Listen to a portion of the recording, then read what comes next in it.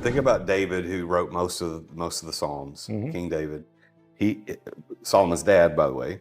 So Yes. he wrote in Psalm 13, "How long, O Lord, will you forget me forever? How Mhm. long will you hold your face from me? How long must I take counsel in my soul and have sorrow in my heart all the day?" This guy who wrote a lot of scripture that we Right. have today was going, God, what the hell, man? Right. Like, Yeah. what's going on? Where are you at?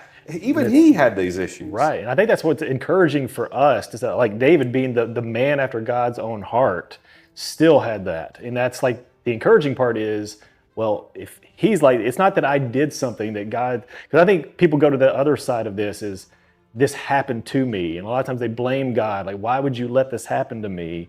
But no, it's to like people like David, people like Joseph, Job, like all these people went through stuff and God wasn't away from them. God was there all along.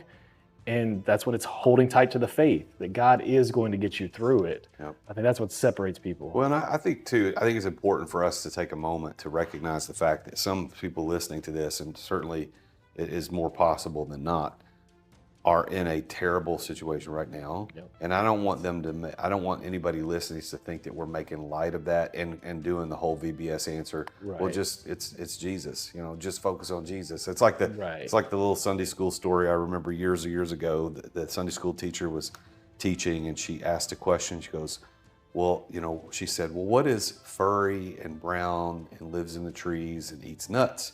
And little Johnny raises his hand. He goes, well, it sounds like a squirrel, but I know the answer is Jesus.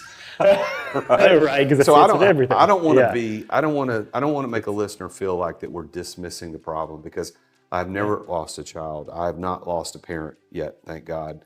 I have not lost people very close to me to death or sickness or disease.